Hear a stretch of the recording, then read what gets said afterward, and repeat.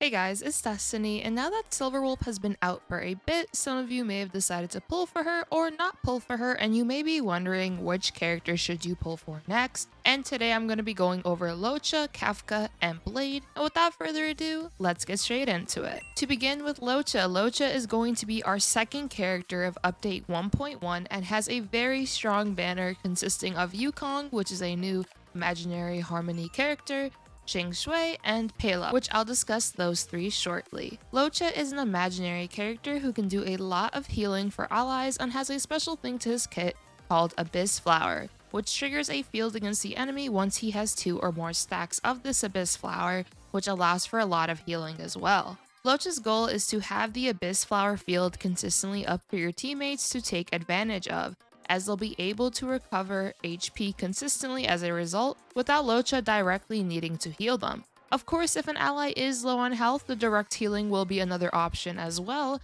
and Luocha will be the first healer who could do this sort of field, where he doesn't have to directly heal allies for them to recover HP. As for Luocha's skill kit, Luocha's normal attack just does imaginary damage to an enemy, which is, just the typical basic stuff, but his skill and his ultimate, as well as his talent technique, is where things get really nice. His skill allows him to heal an ally and gain a stack of that Abyss Flower, which will allow him to summon that field, as I mentioned previously.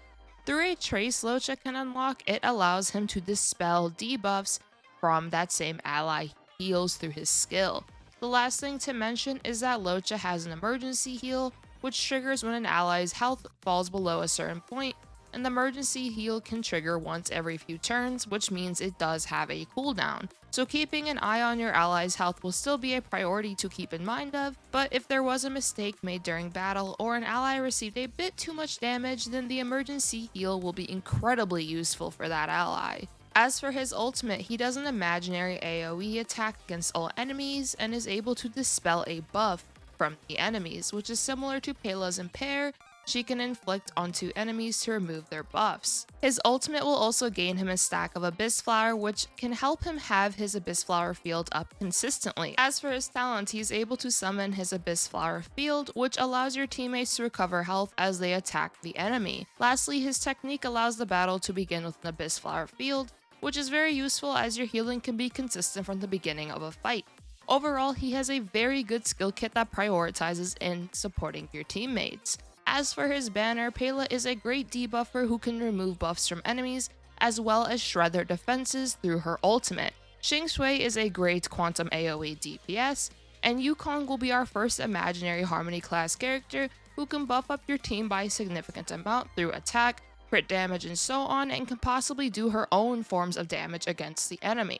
Overall, his banner is very strong, which is always a nice bonus. Before we get into Kafka, if you guys are enjoying this video so far and want to see more style content from me, make sure to subscribe, and now let's carry on. Kafka is a Lightning Nihility character who is part of the Stellaron Hunters, which includes members Blade and Silverwolf. Kafka's priority and focus is damage over time, which is also referred to as DOT. The more DOT inflicted on the enemy, the better, as Kafka takes full advantage of this and has possible capabilities to do immense damage and may possibly be our strongest lightning DPS once she is here. Kafka would want teammates that revolve around DOT due to her skill kit allowing for more damage output onto enemies based on how much DOT is on the enemy, as her skill allows her to attack the enemy and then also do additional damage dependent on a percentage, which is dependent on how much DOT is on the enemy. So as a result, DOT is really good to have on the enemy. As a result, you definitely want a character like Sampo, Serval, possibly Himiko, and so on with Kafka. I would recommend Sampo, or commonly known as Shampoo, and Serval the most as teammates, since Sampo's skill kit inflicts wind shear at a consistent rate, which is a form of DOT, and he also increases DOT damage, which means now Kafka will also be doing more damage as well as Sampo himself.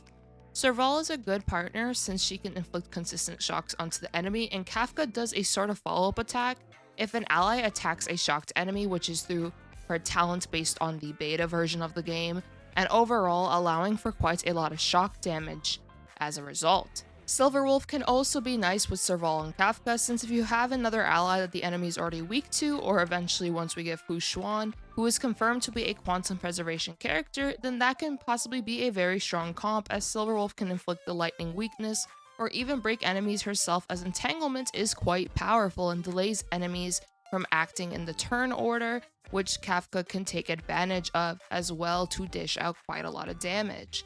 Of course, a lot of testing will have to be conducted once Kafka is here, as she is a bit of a complex character, but I'm sure it'll be more simple once we can fully test her out.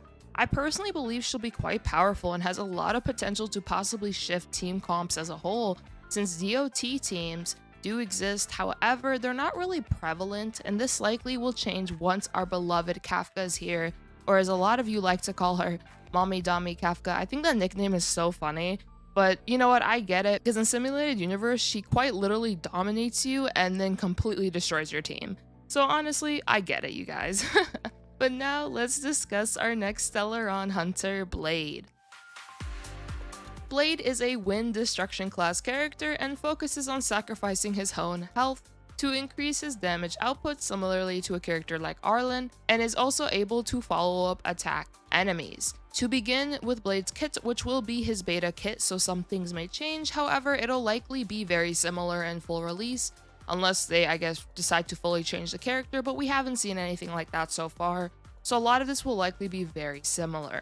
Blade's skill consumes some of his health, which also advances his action forward by 100%, similarly to what Bronya is able to do for an ally. As a result, Blade is able to attack again immediately after. Blade's skill also increases his basic attack damage for a few turns, and his skill cannot be used again while the damage boost is active. So you'll want to use his skill turn 1 and then basic attack and basically ultimate whenever you can, which makes him very skill point efficient. Blade's ultimate attacks a target enemy and enemies beside that target and deals damage based on his attack and maximum health. As for Blade's talent and technique, his talent is quite unique, as he gains charge stacks each time he's attacked. Once he gains enough charge stacks, he will consume all the stacks and do a follow-up attack onto all enemies based on a percentage of his attack and the health he lost while gaining the stacks necessary to unleash his follow-up attack. And then after he does his follow-up attack, he will recover some health back afterwards. His technique allows him to consume a percentage of his health and deal wind damage to all enemies. Blade will need quite a lot of sustain, honestly, to stay up and running outside of his talent. However, during his talent, he is still getting attacked, of course. But I do think Luocha would actually be an ideal partner, since Luocha can make the Abyss Flower Field, which Blade can use to his advantage in order to follow up attack enemies and gain his health back, as well as gaining his health back from the talent itself. So he'll just be getting back quite a lot of health overall. And then of course, when he attacks enemies with normal attack as ultimate, he'll also be recovering health back. So he's able to sustain himself very, very well with just the Abyss Field being active. Overall, Blade looks like a very strong DPS option, and of course this is dependent on his multipliers and of course how much health and attack is built into him to increase his damage output. But I think Blade will honestly be really strong and likely will take the cake or the prize or maybe even the crown of being our strongest wind character once he is here.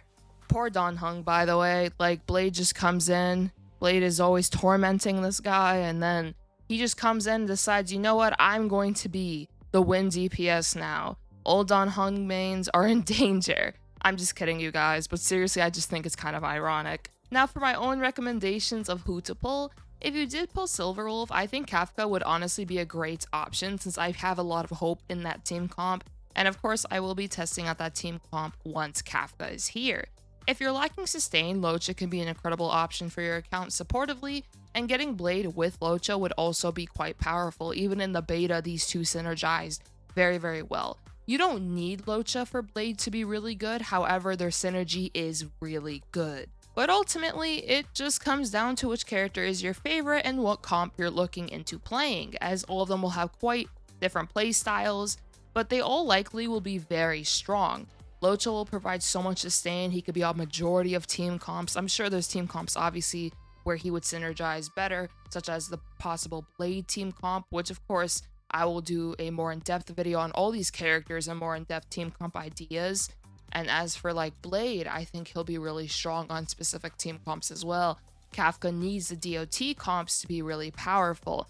So there's just a lot of things you have to consider when you pull for these characters, as they want specific team comps. Or rather, Kafka, I feel like, wants the most specific team comp. However, Blade would want to be attacked very frequently, so as a result, you may not want a shielder, because that shielder may take away the aggro, or that shielder may have the highest taunt. So as a result, Blade isn't the one always getting attacked. So those are just some things to keep in mind. But of course, I thought I'd give you guys a brief rundown of their kits and some examples of how they operate. Let me know in the comments down below who's your favorite of these characters and who you're saving for. And also, what is your favorite snack? It could be candy, it could be chocolate, or even chips. It's really up to you. I just want to know. I hope all of you though enjoyed this video, and if you did, make sure to subscribe for more Star Rail content, and I hope to see you all next time. Peace.